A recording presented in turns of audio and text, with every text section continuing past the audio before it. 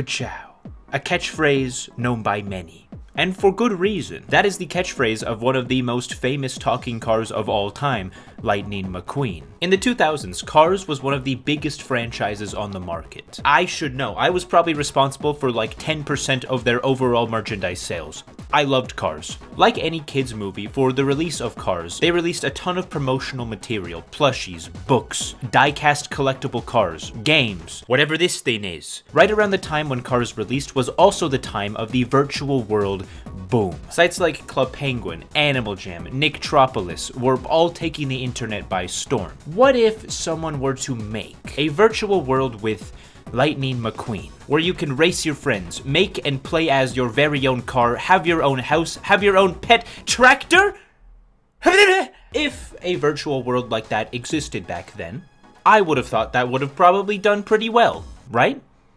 Wrong. This game did exist, and it was called World of Cars Online. And it didn't do that good. The game only reached a max of 60,000 registered users. It was only online for 2 years before being taken down, and since then, it seems like every single person has kinda just forgot about it. Even die-hard Cars fans. Like me. Those cars on that chair, this little mech that I hung up from the ceiling, I really had these when I was a kid. I was a huge Cars fan. This was me in 2007. I wanted to be Lightning McQueen so bad, and I didn't play this game. There's a helicopter. I only learned about this game recently, and lately I've been very curious about it. What happened with this game? What was wrong with it? Why did nobody play it? And how is it so obscure that as a child I never found it? Today we are going to be taking a deep dive into the legend of World of Cars Online.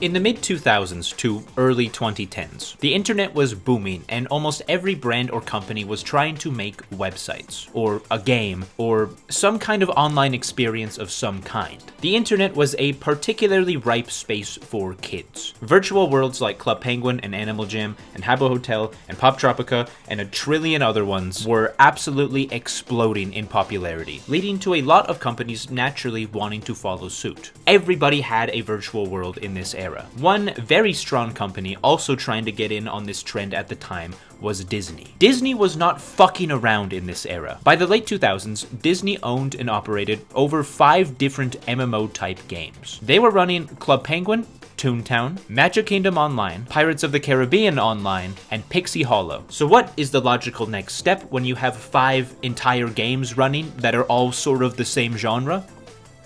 Make another one, of course! And what better series to make it about than the at that point recently released smash hit, Lightning McQueen Wins da Race. I mean Cars. The original Cars movie released in 2006, so very quickly after the film's release, plans were made up to construct a virtual world for it. And 2 years later, in 2008, the game was announced. This summer, Disney Online will launch World of Cars Online, a 3D online world based on the hit movie Cars. Race your friends, decorate your garage, eat a bunch of garbage, or whatever cars eat. It didn't actually say that, I just made that part up. After being announced in 2008, the game did not immediately release, instead releasing as the World of Cars test track. Basically a open beta sort of thing for the full game, which is really interesting because I feel like most virtual world games like these did not do that. They just release one day and that be that. Especially because I feel like most kids don't really know what a beta or an alpha is. They think it's just those wolves from that one movie. Remember that? I don't. I didn't watch it. I won't go into too much detail of this version of the game because it's pretty much the same as the full game, just with some features missing. The test track ran from October of 2008 until November of 2009, to which the game then entered an actual open beta state. Again, I'm not going to talk about this version, it's just a deprecated version of the full game. After a few months, the open beta eventually ended as well, and on June 29th, 2010, World of Cars Online officially released. Woo! Would have said me. if I knew this game existed back then. Even though the game had technically been out and playable for almost 2 years at this point, they still held a whole big celebration for the game's launch. They held a big launch party in California where anybody could try out the game, meet Lightning and Mater and Sally. Bob Iger was there. Woody from Sweet Life on Deck was also there in this picture. There was Gabe from Good Luck Charlie. Even Cheech from the iconic Wii duo Cheech and Chong was there. He voices Ramon, that's why he's there. One other guest of the launch party, somehow even more insane than Cheech, that I found very interesting was Lane Merrifield, the co-creator of Club Penguin. The reason he was at this launch party was not just to show support for the game, but also because he was the head of the entire project. One of the guys who made Club Penguin, the biggest virtual world ever, is in charge of making this game. On paper, things seem pretty promising for this game. So, can we see the actual game now? I bet you are screaming at me through your computer. Yes, we can. The game, in a nutshell, was a proper Cars virtual world. Players could create their own car, customize it with all kinds of paints and spoilers and wheels, then show it off to all the people of the town, make friends, play mini games to get coins. The main gimmick of World of Cars Online, though, was the races. There were other mini games you could play, but the game was very much centered around these races. The art style kind of reminds me of UB Funkies, if you know that game. Another very obscure game. I really like these kind of top-down, half 3D Flash games. I think the art style's cool. To start off, you make your own car right out the gate. Customization was limited at first before you have any items, but upon account creation, you can choose from a limited number of colors, eyes, body styles, and racing number, which can be any 2-digit number you want, except 43, 86, 95, and 69. The reason for this being, those are the racing numbers of the characters from the series. 95 is McQueen, 43 is the King, and 86 is Chick. Those three are off limits, but if you want to go in and roleplay as Mac Icar as number 84, he's fair game. 69 is not allowed either, not due to any race car already having the number, but due to obvious reasons. Because it's the sex number! Once you're happy with your car, you can go ahead and make a name by choosing 3 words from a pre-made list, which I only bring up because all of the words are car-themed and they're extremely funny. Torque, Tornado, Tia, just car? I'm Lightning McQueen, what's your name? My name's Iggy Car. What the fuck? Once you made your car, you were set free in the world of Radiator Springs. And other places. The HUD is your usual virtual world menu. You got your chat box, your map, your money amount, some emotes, but since we're cars, we have car things as well. There's also a horn and a speedometer, which for the majority of the game is pretty useless. The speed limit in Radiator Springs is apparently 50 miles an hour and is very enforced, but this becomes more useful in the racing part of the game, which we'll talk more about in a second. The game had 4 total locations that you could explore or just chill in. Now, what's up, Fillmore? Listen, I know you got car weed around here somewhere. How's about packing an exhaust pipe for me, you know what I'm saying? Around all of these locations were numerous things to do. Like most virtual worlds, you could see other players also around the map, talk to them, add them as friends, and hold on. Is that Mater? From that one movie, The Cars. As well as other players, there were also NPCs scattered all around the map that would move and go to different places and who would also give you quests upon talking to them. You could find Mater at his tow place, Lightning McQueen at his shop, Sally at the Cozy Cone. She also at one point, there was this live event where she was crushed by rocks. Red could be found driving the back roads. It was very cool. Amongst the map, there were tons of shops and mini games that you could play to earn money and then spend at the shops. And each shop held a unique purpose in this game. Sarge's Surplus and Fillmore's Fuels had upgrades and abilities to be used in races, which I'll get more into later. Ramon's House of Body Art had different paints that you could put on your car. McQueen's Race Shop sold body kits and fenders and costumes you could use to customize your character, which is something I want to touch on real quick. Customization is one of this game's weak points, I feel like. There is a lot to customize. You can change your color, get different spoilers, different costumes and hoods. You could even change things like the exact width and length and height and forehead of your car. You could still make your car pretty unique by combining all these different things, but being cars and not people or penguins like in other virtual worlds. There's no clothes, which for me is one of the most important parts of games like this. Being able to make your own custom guy with your own clothes and style is one of the most fun parts. And even though you can change your car's body, there's no hats, there's no shirts or jackets or funny satchels that hang off the side of the car. Can you imagine that? That would have been so fun. I just wish there was items of some kind. Maybe this is only a big deal to me, but I just think that would have been really, really cool. The final thing you could buy at some shops was decorations for your house, or garage as they were called. World of Cars garages differ from most virtual world houses in that you can't actually go in the house. This isn't actually a house at all. It's just a garage where you can drive into and equip different stuff. For this game, your house was more your backyard, which you still get to customize with whatever items you want, just like any virtual world house. They got fountains, they got hay bales, there's an umbrella, or what a lot of people seem to do in the footage I've seen from this game is make their own little racetrack in their backyard. There's a lot of hay bales and dividers and items that can be used to block off sections of your backyard, and it seems like this was an intended feature and that you had quite a bit of space back there to build whatever kind of track you wanted, which is really, really cool. My favorite part of garages, though, were the pets. You might be thinking, oh, maybe you could have a dog car? Nope. Oh, maybe some kind of cat car. Nope. You could have tractors as pets. And you could name them. I would name my tractor Blech. They were your friend. I like that a lot. I like that a lot. Tractor pet. There wasn't much variety to them, albeit they were all just the normal orange tractor, and all they really did was roam around your backyard, but it's still really fun. I really love that. One of the coolest thing about the houses in World of Cars, though, was sometimes, if you were lucky, Lightning McQueen would visit you. Or Mac. Oh my...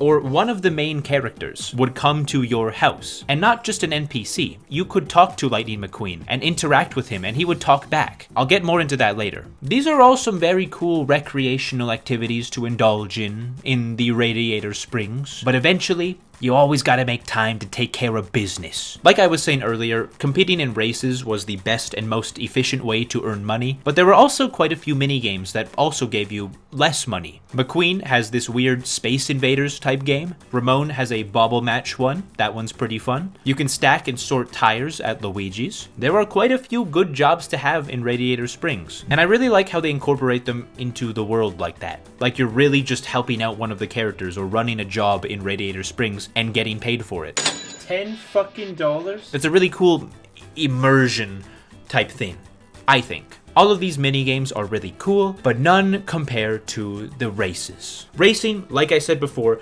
was this game's whole deal. The entire point of the movie was about racing. Racing is a huge focus in this game. Each location of the world has its own race where you could go to the blue entrance to race NPCs or the red entrance to race friends. Each race was a unique track that you could bring one type of boost and a hazard in to be used mid-race. The boosts and hazards could be purchased from shops and they'd give you certain advantages in each race. Boosts gave you a boost, and hazards were like Mario Kart items that you could use to disrupt other racers. Racing NPCs was very cool because it wasn't just random bots. I mean, it was computers racing, but you would actually be racing Doc Hudson or Sarge or Fillmore for some reason. I think he just got way too zoinked. I don't think he knows where he is right now. You could race the main cast, or you could also race the delinquent tuner cars from the film. You know these ones. They are really cool. Like, they are some really cool cars. I didn't like them as a kid, but whew.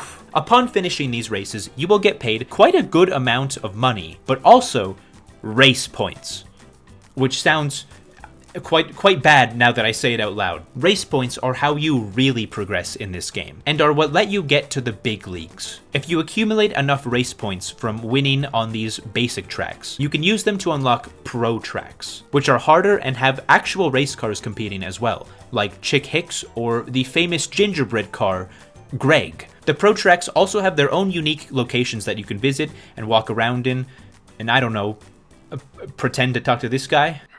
They don't have any other mini games or shops or things to do, obviously. They're just kind of there to be a place to enter the pro track, but that's still really cool. That's really cool to me. If players were to complete all of the pro tracks, ending with the final Los Angeles International Speedway, they would receive their very own Piston Cup, which, if you've never seen cars, is like it's the big cup, the big prize that you win if you're the best racer. If you won a piston cup, you could then put it in your backyard for all other players to see and for your tractor to pee on. Now, don't you want that? Don't you want your very own piston cup? Doesn't that look cool?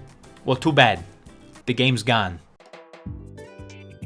Like any virtual world game from the time, Disney was not making this out of the good of their heart. This game was made to make money. How monetization worked in Cars Online was through a monthly subscription model like most of its virtual world sisters. You paid $6 a month to get sponsored, which is kind of hilarious. You know, usually when somebody sponsors something, whether it be a race car or a YouTube video, you know, they pay you to sponsor you and for you to put their logo or ad or something. It's not usually the other way around. Getting sponsored was just what the monthly membership for the game was called, and it was pretty much required to do almost anything inside the game. There were items only sponsors could use, only sponsors could have tractor pets.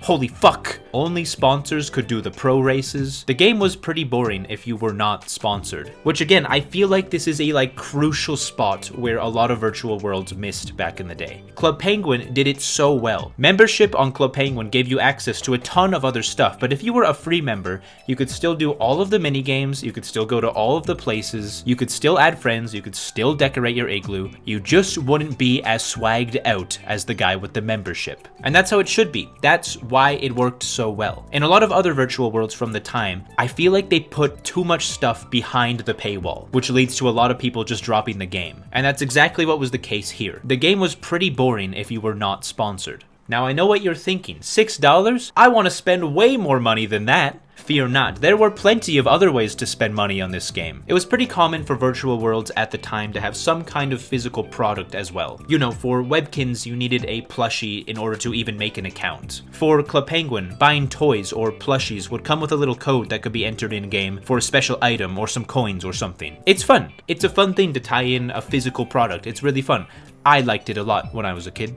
This is very unrelated, but I actually still have every single little coin I got for Club Penguin. Look, they gave you a little coin and you entered in the code. I still have every single one I ever had. I made a little necklace out of them. I don't know why I did that. I thought it would be super swag, super cool. Shit. Sorry. Fuck. World of Cars had a thing like this, but they didn't have any of their own toys, so to say. There were already a lot of Cars toys, so they kind of just did a tie-in with one of the already existing ones. Specialty Cars toys like these would come with special little codes with them that could be redeemed on the site for special rewards. This is Dirty Lightning McQueen. He's like regular Lightning McQueen, but he's dirty. It would always give you an item or some amount of currency, not a membership or anything, which would have been really cool considering that these guys and a membership or a sponsor were about the same price. And that's not even it. You could spend even more money on this site if you wanted to, kind of. The site also linked up to the 2011 Cars 2 video game. If you linked the two, it would give you some special stuff in Cars Online and on the console game itself, so that's pretty cool. I could not find what it gives you though. Probably like I don't know, like an Xbox controller, hat, I don't know.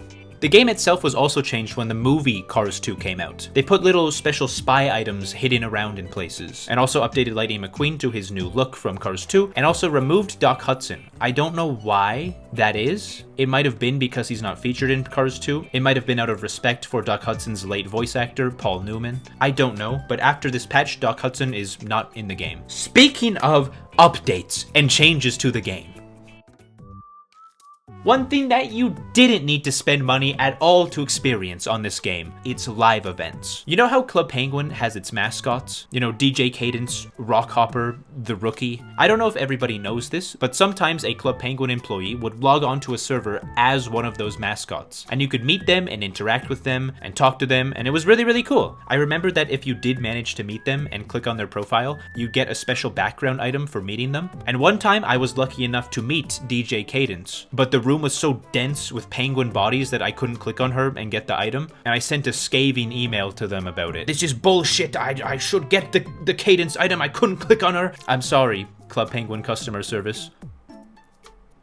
Anyways, World of Cars took this concept of live NPCs and live events to the next level. The site had a blog in which staff, or pit crew, as they called themselves, would post weekly updates about the game. Any updates, fan arts, happenings in the world. Which was probably the idea of Lane Merrifield, as Club Penguin had a very similar blog. All of these blog posts would be in character from the perspective of the character Sparks, which was actually the name of Lane Merrifield's account. But for the context of the world's story, Sparks was the leader of the pit crew, who told the world about the happenings of the pit crew and what everybody was working on. It was really, really fun. It looked like a lot of fun to read these things. Members of the pit crew would do the exact same thing as on Club Penguin. They would log on as Lightning McQueen, or Mater, or even Mac. Look at Mac's big ass in there. Huge truck. While logged in as these characters, they'd roam around the world, talk to people, but also visit people's houses and have real conversations with people. That's really, really cool. Like, if I thought that I was really talking to Lightning McQueen on a game, that would be so cool. This is such a cool thing to do. But that's not even where it ends. They did all kinds of celebrations and changes to the map all of the time in celebration of Halloween, or decorations for Christmas, or the lake's frozen over because it's winter. And again, this is probably borrowed from Club Penguin. Club Penguin has their parties all of the time, which are way bigger events than these. But with the, what I'm assuming to be very limited budget they had for this game, these live events are what keep virtual worlds fresh and exciting. And I'm really happy to see that they did them here. Some of the staff would roleplay as actors in these as well. Like, look, for Halloween one year, they would place actor zombie cars all over. They make a blog post that, oh, there's rumors there of zombie cars have invaded us. They post updates about how to get rid of the zombie cars, how you can honk at them and they go away. This is just so in the spirit of the 2000s internet. To even have a live blog like this to talk to the game's audience, like, this just doesn't happen today. Virtual worlds in general, I guess, don't happen today, but I don't know. Just this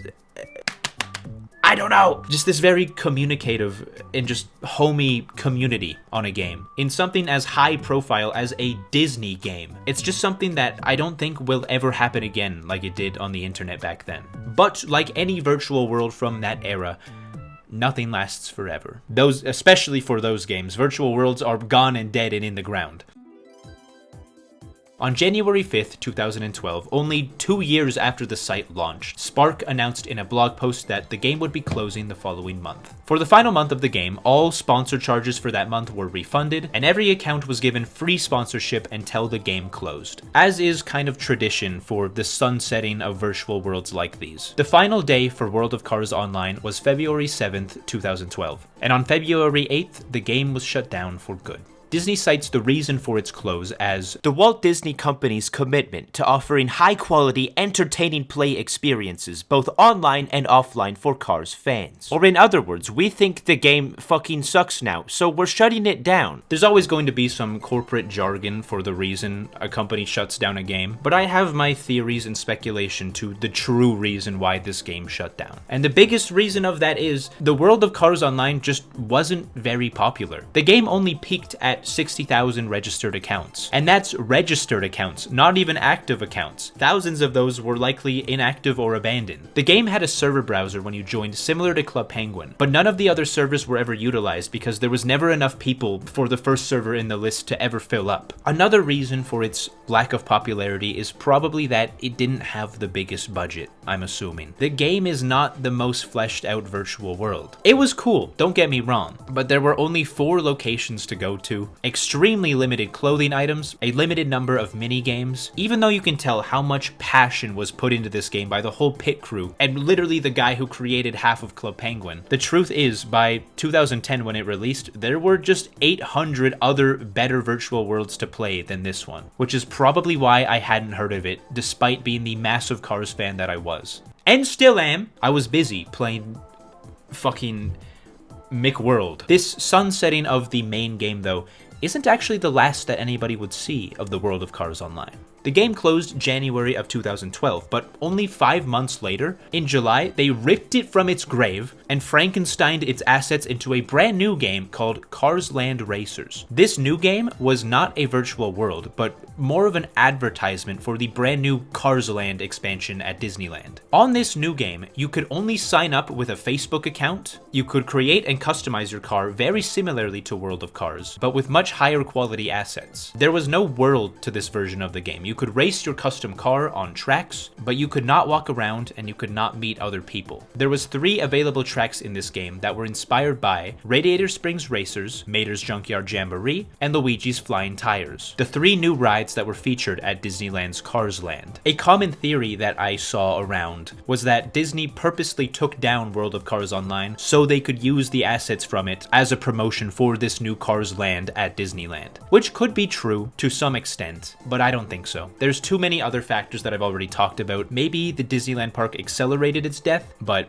its death was coming one way or another. Cars Land Racers only lasted about a year as well and shut down sometime in 2013, with the website just then redirecting to the regular Cars Land website. Ever since that point, either 2 incarnations of the game have been completely inaccessible aside from recordings or images of them, and since that point have been deemed lost media. Intel? Look at how much time's left there in the video. I got way more to talk about. In 2023, the full game files for World of Cars Online were recovered. Games like these are usually not playable offline though. So in 2024, a team called Sunrise Games began work on a revival site. It's currently being developed and isn't perfect. Some areas don't load right, some NPCs are missing, and it still runs on Flash, but it's there. Amazing job to the team. That is so cool. To even get to play this game in a deprecated state is so cool for me, especially because of how much I loved Cars and how I didn't know about it as a kid. It's completely public and out there for anybody too. So if you want to play the game for yourself and see what it was about, I'll leave a link in the description to the site and the team's Discord server. Huge shout out to them. But what about you guys? Did you play this game back in the day for its 2 years of life? If you did, what do you remember about it? I tried to find all I could, obviously, but is there anything I missed? Was there some crazy feature or live event that I didn't talk about? Like the Jay Leno car got added. Whatever memories you have of the game, please let me know about them in the comments down hither. I really had fun looking into this one. Like I said numerous times, I really love Cars. I hope you guys had as much fun watching as I did making this one. Let me know also what other virtual worlds or games you might have played as a kid that you'd like me to cover as well. I would absolutely love to steal your ideas. Thank you so much for watching. I really appreciate it. It's so cool that anybody watches my videos at all. Bye. Also subscribe. Bye.